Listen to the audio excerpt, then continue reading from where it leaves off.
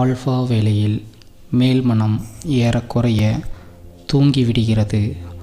ஆழ்மனம்தான் தன் கதவுகளை திறந்து போட்டபடி விழித்து கொண்டிருக்கிறது.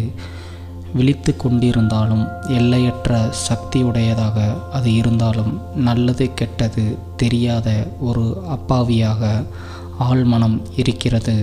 அதனால் அப்போது சிந்திக்கப்படும் எண்ணங்களை கேள்விகள் எதுவுமின்றி ஆழ்மனம் ஏற்றுக்கொள்கிறது.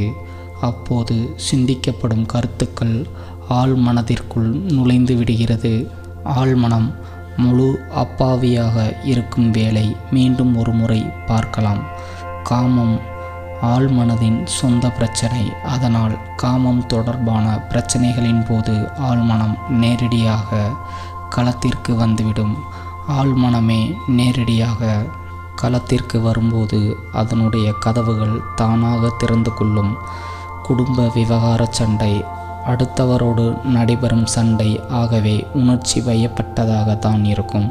உணர்ச்சிகரமான சூழலில் மேல் மனதின் தலையீடு இருக்காது. அதனால் ஆழ்மனம் தன் கதவுகளை திறந்து வைத்து கொண்டிருக்கும். காமம் தணிக்கப்படாத நிலையில் நடைபெறும் சிந்தனை மன அழுத்தத்தை தரக்கூடிய சிந்தனை. ஆகவே அது உணர்ச்சி வயப்பட்டதாகத்தான் இருக்கும். உணர்ச்சி வயப்பட்ட சிந்தனை நடைபெறும்போது மேல் மனதின் தலையீடு இருக்காது. அதனால் ஆழ்மனம் தன் கதவுகளை திறந்து வைத்து கொண்டிருக்கும். கடைசியாக உறக்கம் வந்தும் வராமலும் இருக்கின்ற ஆல்ஃபா நிலையில் மேல்மனம் விழிப்பற்ற நிலையில் இருப்பதால் ஆழ்மனம் காவலற்ற நிலையில் கதவுகளை திறந்து வைத்து கொண்டுதான் இருக்கும். மேற்கண்ட காரணங்களால் தம்பதியரின் எண்ணங்கள் மிக எளிதாக ஆழ்மனதிற்குள் நுழையக்கூடிய அத்தனை விதமான வாய்ப்புகளும் குடும்ப விவகார சண்டைகளின் போது உருவாகின்றன. அதனால் குடும்ப விவகார சண்டையின் போது சிந்திக்கப்படும் ஒவ்வொரு எண்ணமும் எவ்வித தடையுமின்றி ஆழ்மனதிற்குள் நுழைய விடக்கூடியவை. இந்த நேரத்தில்தான் மனைவியை பற்றிய கணவன் சிந்திக்க தொடங்குகிறான். நன்றி கெட்டவள், இவளுக்காக நான் எத்தனை செய்திருக்கிறேன், ஆயினும் தர மறுக்கிறாளே, ஏன் இப்படி பிடிவாதமாக மறுக்கிறாள், வேறு எவனும் இருப்பானோ, திருமணம் செய்தும் பிரம்மச்சாரியாகத்தான் வாழ வேண்டுமா, இந்த நரக வாழ்க்கையை எப்படித்தான் வாழ்வது, இவ்வாறு புலம்பியபடியே உறங்கப் போகிறான். அதனால் மனைவிக்கு எதிரான கருத்துக்கள் கணவனுடைய ஆழ்மனதில் பதிவாகி விடுகிறது. அதன் பின் பதிவு செய்யப்பட்டுள்ள கருத்துக்களின்படி ஆழ்மனம் அவனை இயக்குகிறது. கணவன் ஒரு இயந்திர மனிதனாய் இயங்குகிறான். அந்த இயக்கத்தால் நடைபெறும் செயல்கள் அவனுடைய மனைவியை பாதிப்பவையாகவே இருக்கின்றன. இவ்வாறு தான் மனைவியின் மீதான வருத்தமோ குரோதமோ ஆத்திரமோ கோபமோ கணவனின் ஆழ்மனதில் இடம் பிடிக்கிறது. அதன் பின் வாய்ப்பு கிடைக்கின்ற ஒவ்வொரு தருணத்திலும் தன் உணர்வற்ற நிலையிலே வெளிப்பட்டு மனைவியை துன்புறுத்துகிறது. மனைவியின் மீது நிரந்தர வெறுப்பு ஏற்படுவதில்லை. இங்கே கவனத்தில் கொள்ள வேண்டிய தகவல் ஒன்று இருக்கிறது. கணவனின் ஆழ்மனதில் மனைவிக்கு எதிராக பதிவாகும் கருத்துக்கள் நிரந்தரமாக பதிந்து விடுவதில்லை. ஏனெனில் சண்டைகளுக்கு இடையே தம்பதியரிடையே பாலுறவும் நிகழ்கிறது. அப்போது ஆணுக்குரிய பாலின்பம் நிகழ்ந்து விடுகிறது. அதனால் மனைவியின் மீது கணவனின் மனதில் அன்பு உருவாகிறது. பாலுறவின் போது ஆழ்மன கதவுகள் திறந்திருக்கும். அதனால் அப்போது சிந்திக்கப்படுகின்ற மனைவியை பற்றிய அன்பான எண்ணங்கள் கணவனின் ஆழ்மனதில் பதிவாகின்றன. மனைவியின் மீது ஏற்பட்டிருந்த வெறுப்பு நிறைந்த கருத்துக்களின் மீது அன்பு நிறைந்த கருத்துக்களும் பதிவாகி முந்தைய கருத்துக்களை மாற்றிவிடுகின்றன. அதனால் அவ்வப்போது பாலுறவு நடைபெற வாய்ப்புள்ள பட்சத்தில் மனைவியின் மீது கணவனின் ஆழ்மனதில் நிரந்தரமான வெறுப்புணர்ச்சி ஏற்படுவதில்லை. கணவனை சித்திரவதை செய்கிறது. இப்போது மனைவியின் நிலையை பார்க்கலாம். குடும்ப விவகார சண்டை காமம் காரணமாக நடைபெறக்கூடிய சண்டை. ஆகவே மனைவியின் ஆழ்மனம் களத்திற்கு வந்து விடுகிறது. இரண்டு நபர்களுக்கிடையில் நடைபெறக்கூடிய யுத்தம்தான் குடும்ப விவகார சண்டை. ஆகவே உணர்ச்சி வயப்பட்ட நிலையில்தான் அது நிகழ்ந்து கொண்டிருக்கும்.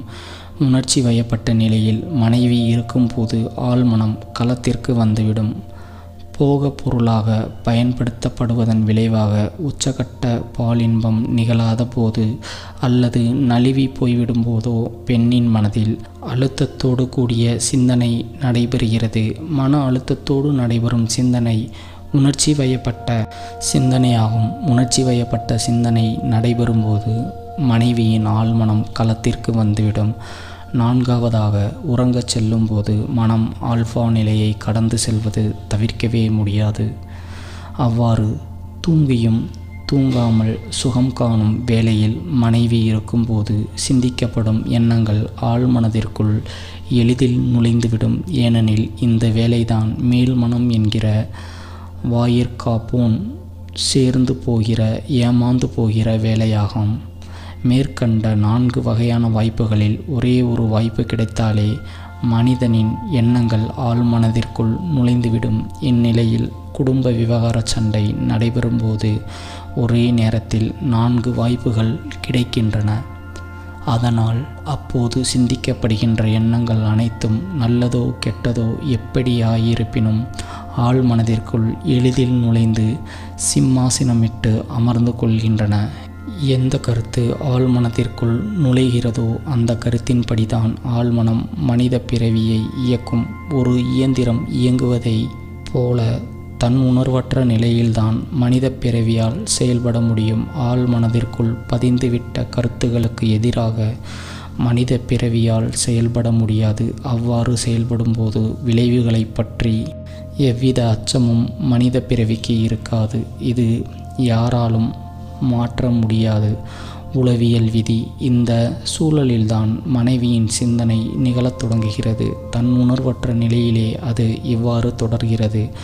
சுயநலமுட்டால் கையாலாகாதவன் யாரிடமாவது பேசும்போது பார்க்க வேண்டுமே, பெரிய வாய்ச்சொல் வீரன், இவனை கட்டி என்ன சுகம் கண்டோம், இவனை திருமணம் செய்து கொள்ள சம்மதித்துதான் வாழ்வில் நான் செய்த மிகப்பெரிய மடத்தனம். எத்தனை நாட்களுக்கு இப்படி பாதி வழியிலேயே முடித்து கொண்டிருப்பது?